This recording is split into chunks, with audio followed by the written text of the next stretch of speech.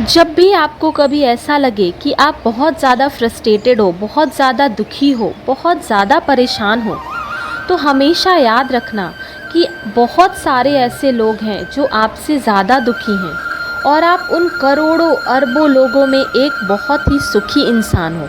आपके दुखों से बहुत ज़्यादा कोई दुखी है, पर फिर भी वो अपनी ज़िंदगी को जी रहा है।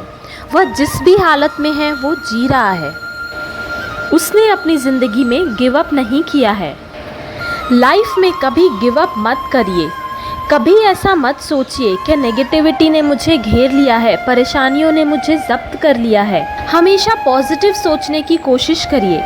कुछ भी ना मिले तो ऐसा सोच लीजिए कि आज मेरे साथ क्या अच्छा हुआ है। अगर आप पूरे दिन में एक भी बार मुस्कुराए हो तो उस पल को याद करके खुश होइए।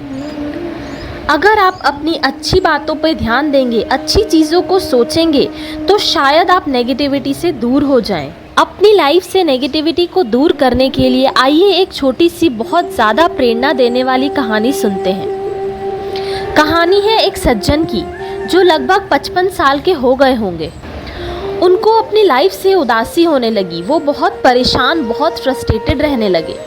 वो एक अच्छी कंपनी में अच्छे पोजीशन पे जॉब करते थे। उनके अंडर काफ़ी एम्प्लॉयज़ काम करते थे। वो बहुत बड़े पोजीशन पे थे, पर फिर भी वो बहुत दुखी रहते थे, बहुत डिप्रेशन में रहते थे। जब भी ऑफिस से घर आते तो अपनी बीवी बच्चों पर चिढ़ते थे, उनसे ठीक से बात भी नहीं करते थे।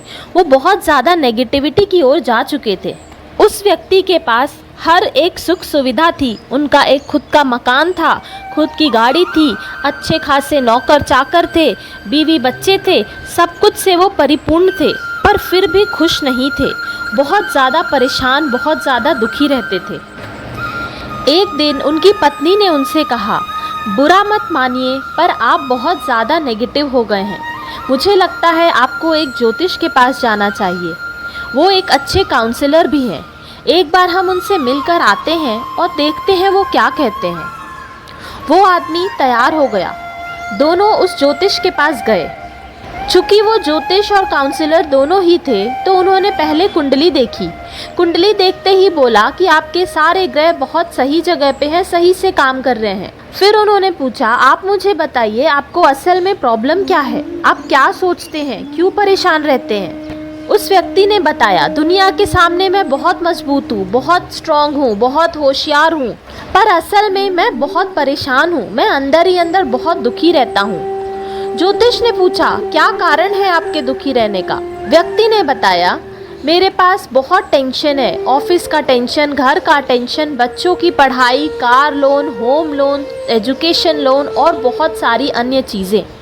मुझे समझ ही नहीं आता कि मैं खुश कब रहूं, सुखी से कब रहूं और सुकून से कब जीऊं। मैं बहुत डिप्रेस्ड रहने लगा हूं, बहुत उदास रहने लगा हूं। मुझे समझ ही नहीं आ रहा कि मैं करूं तो करूं क्या। अब आप ही मुझे इसका हल बताएं। वो जो काउंसलर थे उन्होंने बोला, एक काम कीजिए, आप जिस स्कूल से पढ़े हो वहाँ जाइए और वहाँ जाकर अपने 10th के या 12th के रजिस्टर को लेके आइए।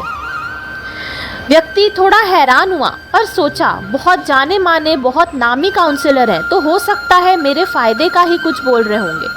वो अपने स्कूल गए और रजिस्टर तो ला नहीं सकते थे, तो उस रजिस्टर का एक फ़ोटो कॉपी करा कर लाया। अब काउंसलर ने कहा, अब आप इनमें से जिसके साथ भी कांटेक्ट में हैं या फिर किसी का भी कांटेक्ट निकाल सकते हैं तो प्लीज़ निकालिए और मुझे जानकारी ला कर दीजिए कि ये सब लोग क्या क्या कर रहे हैं अभी। ये काम थोड़ा मुश्किल था, थोड़ा टाइम टेकिंग था, पर वो व्यक्ति लग गए इस काम को करने में। जब इस सज्जन व्यक्ति ने कुछ लोगों का डिटेल निकाला तो इनको समझा, उसमें से 10% लोग तो इस दुनिया में ही नहीं है।